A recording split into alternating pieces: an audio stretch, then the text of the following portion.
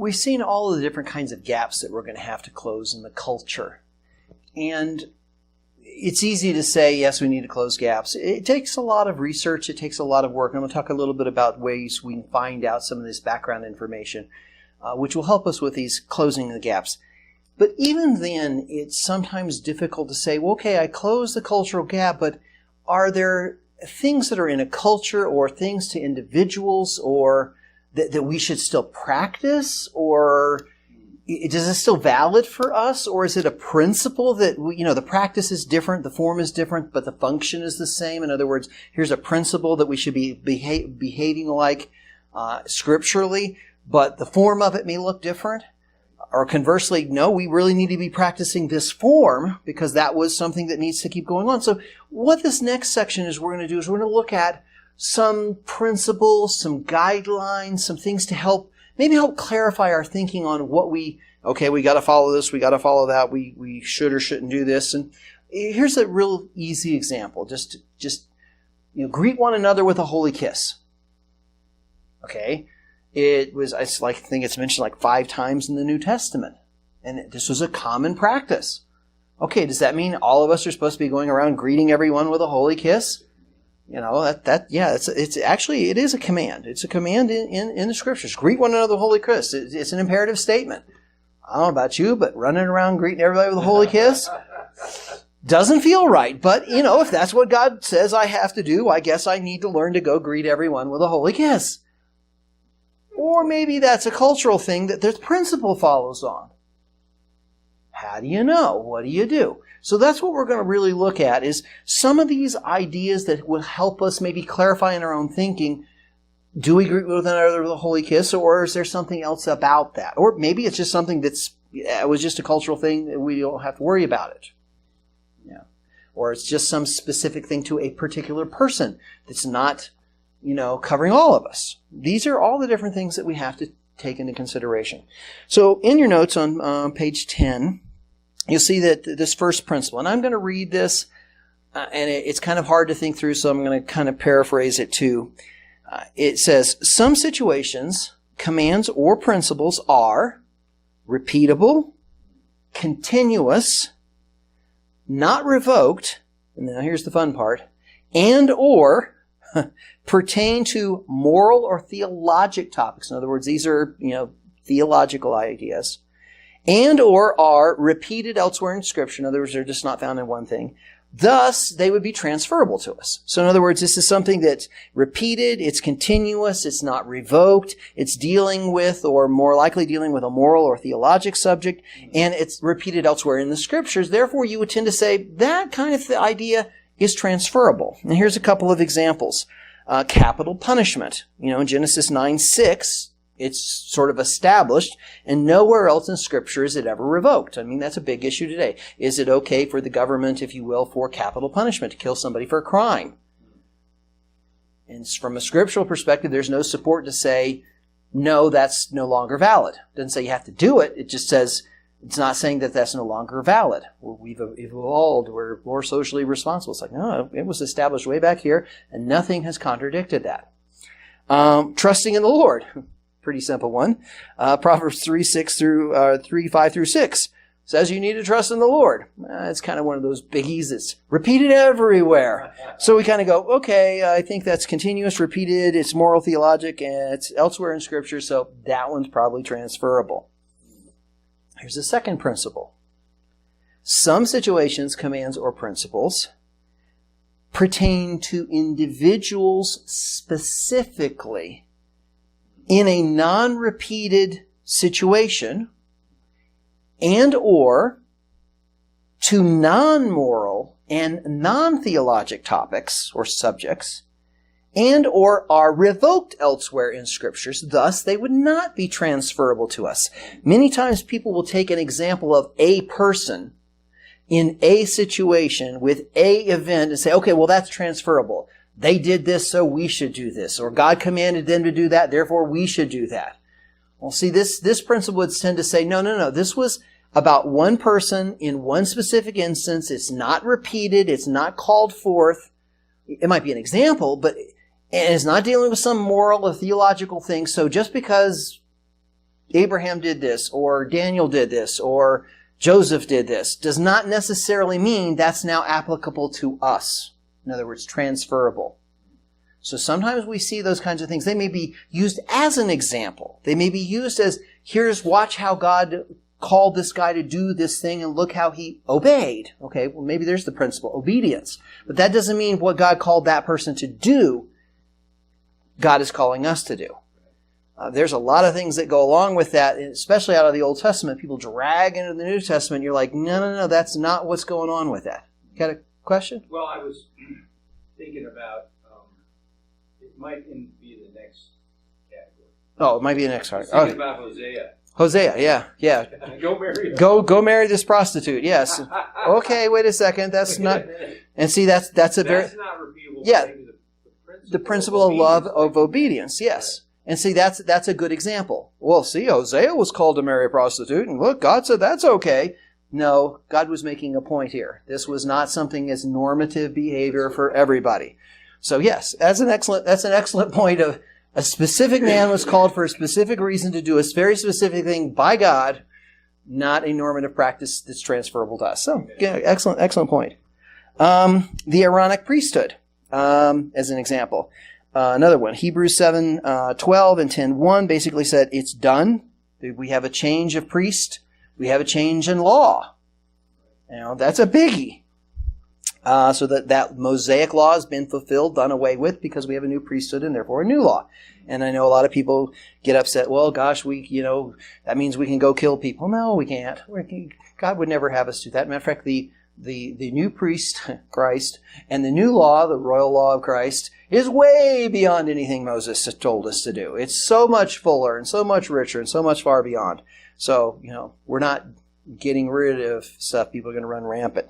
Matter of fact, you kind of go, gosh, can we go back to the law? That was easier to keep. Punishment for incest in the Old Testament, again, under that Old Covenant law, was punishable by death, stoning, in Leviticus 20:11. But in the New Testament, we see Paul talk about it more in the terms of excommunication, or being put out of the church. And again, we're not talking excommunication in the sense of, okay, you can't be a communicant, from the Catholic perspective, but you're being put out of the church. This is a sin that separates you. In the Old Testament, in the Old Covenant, it separates you pretty well. You're dead. In the New Testament, at least there can be repentance and restoration. So again, those type of examples we see, there's a shift, there's a change.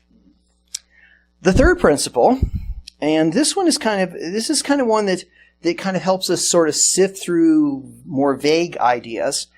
Some situations, commands, or principles are associated with cultural settings that are only partially similar to ours, or actually have no similarity to ours. So you go, well, this has no similarity to ours, it's only partially similar. What do I do with that? How do I address that? And so, thus the equivalent practice of the principle, which would be a first part of this idea, or the principles only, are transferable to us. So only the principle, not even the practice, just the principle. So here's the example, the greeting with a holy kiss. Again, mentioned 5 times in the New Testament. And it was the normal form of greeting in that Greco-Roman world. And matter of fact, in many parts of the world today, that kind of an idea. Americans don't do this, but a lot of Europeans, kiss on either side of the cheek. A lot of people in the Near East do that kind of a thing. That's kind of that holy kiss idea. We don't practice that. Well, at least most of us don't practice that, but there are people who do. So the question is, do we now go implement that in our culture, or do we just say, what is the equivalent idea? Well, our idea might be a handshake. Our idea might be a hug. Our idea might be a pat on the shoulder, or hey, how are you doing? Or, knuckles and, whatever things we do. In other words, it's a warm greeting. The principle carries on. That was in their culture. Hey, greet everybody warmly. All right. Whatever warm greeting looks like in your culture, do so. Because again, it was important. It was a command. It was an imperative. So it doesn't mean, okay, now we have to adapt to their cultural norms. It's take your cultural norm and apply it to whatever that is. And, whatever culture you're in, greet one another warmly. So again, that's one of those principal ideas that passes on. Meat sacrifice idols. When was the last time you got, oh, wait a second, they're serving meat sacrificed idols here. I need to figure this out. Or maybe I should start serving meat so I can practice this principle. Let's go sacrifice meat to an idol. That wasn't what Paul was getting at, was he?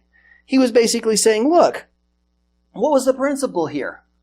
Don't give an offense to somebody. Don't hurt their conscience. Don't wound their conscience. And if they're trying to create a problem that could create a conflict or wound your conscience, be careful about it. And again, we don't want to stumble a brother. Now, if somebody says, hey, I can't watch this kind of a movie, that's their conscience. And people can argue about it, but if you don't, what would be the equivalent of not wounding that person's confidence? Hey, I just saw this movie that you can't see. Boy, rib. It's like, why are you hurting this person? Just keep your mouth shut. Don't go, hey, let's go see that movie, because they weren't going to go watch it. You're wounding them. This is the principle. Don't hurt. Don't cause them to be stumbled by that. God gave you that conscience. You can watch it. Praise God, He gave you that conscience. But don't hurt somebody else because of your conscience. Conversely, don't be going and judging people and going, oh, wait a second, you can't do that. See again, why are you judging another brother? He's going to stand before his Lord. So again, we see these types of examples in here.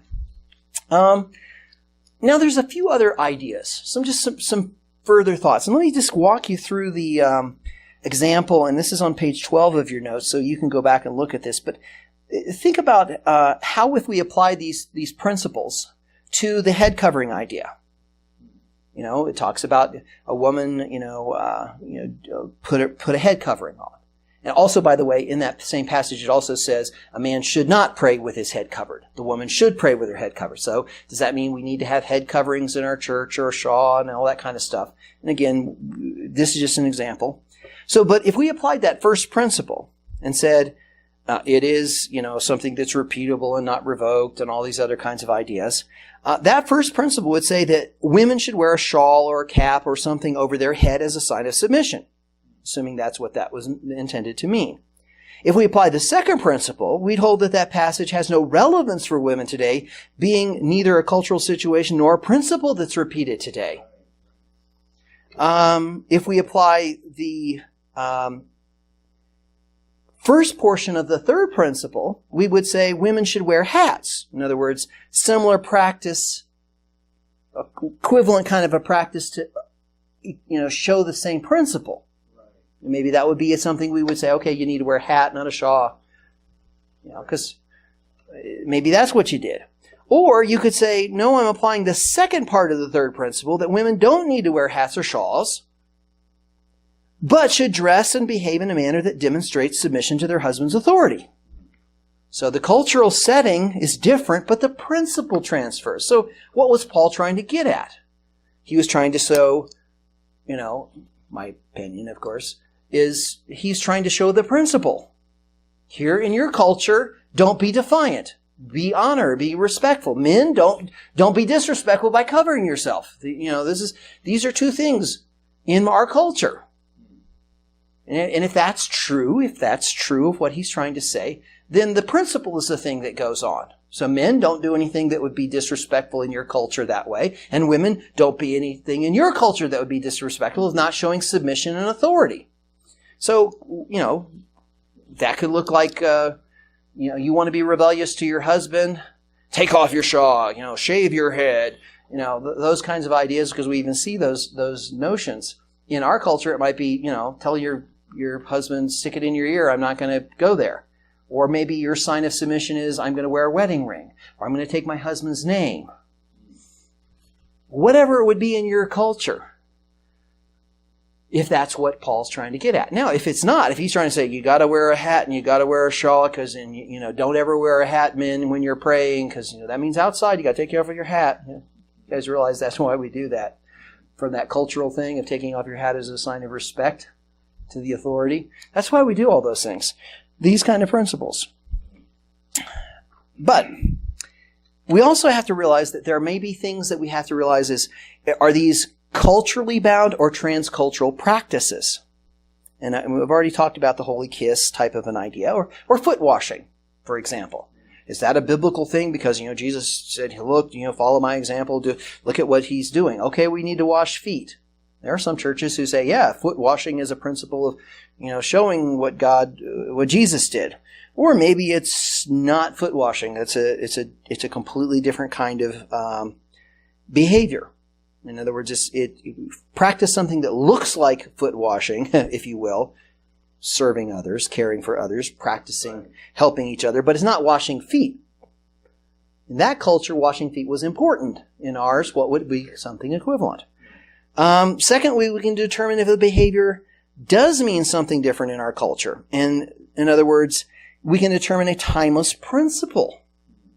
In other words, greeting one another warmly.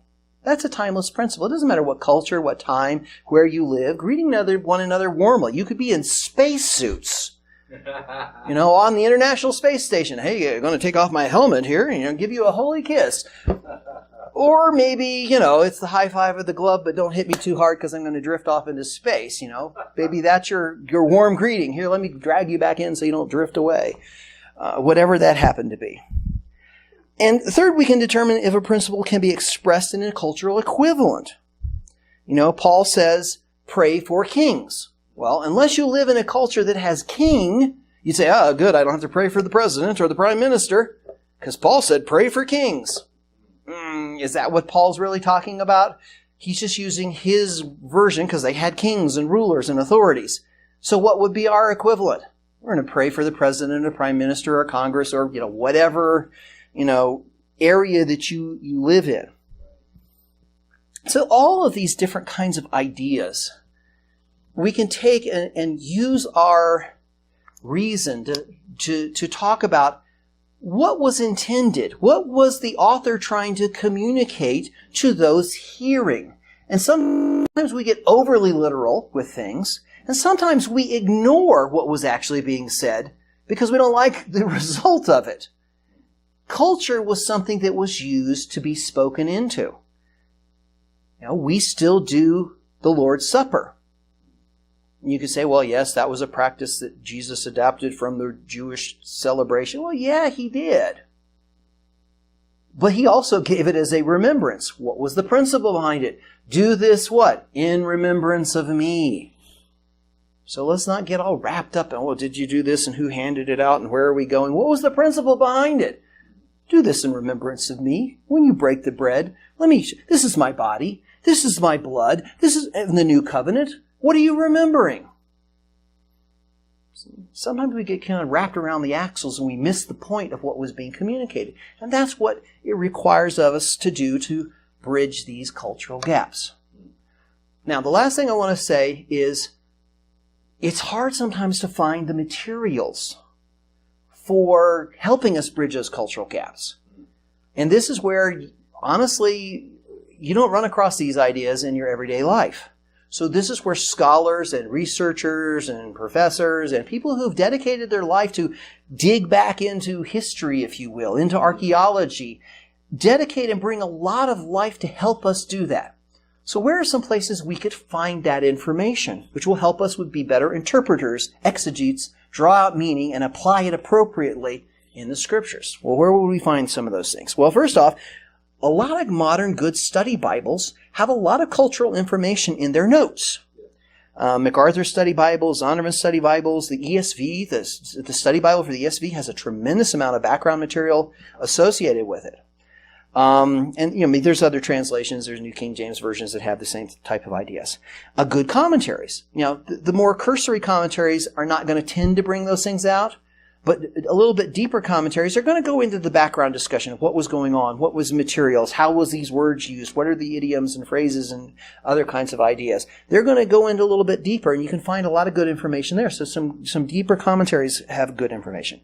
There are several handbooks. You see, like the Handbook of the Prophets and, manners and customs and other kinds of type of ideas. You actually find out some really good information because they tend to try to draw on that cultural and help bridge those gaps in those handbooks. Bible atlases, surprisingly enough, have a lot of actual cultural material as part of their geographic material. And that, remember, we talked about geographic type of ideas come into play and help us understand. Do you know where Mount Sinai is? Do you know where Mount Ararat is? Do you know where Mount Hermon is? Where Mount Zion is? There are some places like in Kings. If you were saying, well, why were they defending over here? You realize that because nobody in their right mind would try to bring an army through this area. You can look at the geography and you can say nobody is going to bring anything there, and yet that's where they attack from. Oops. You find out that the geography atlases will help you. And quite honestly, in the day and the time we live in, Wikipedia actually has some really, really good articles. I mean, I'm not going to tell you every single thing that's written there, but a lot of the scholars and a lot of people write a lot of good material with background both on people and on events and on geography and customs. And, you have to be careful about what you read, but there's a lot of really good background material made by a lot of different people in online capability. So take advantage of all those types of things to help us bridge these gaps, understand these things, think these processes and applications through. The principles, the application of it to our lives will help us be better interpreters, exegetes, drawing out meaning and applying them in our lives. So that's where we're closing out in this lesson, is the cultural gaps we have to bridge. Many more gaps that have to be bridged, and we're going to be talking about that in our next lesson.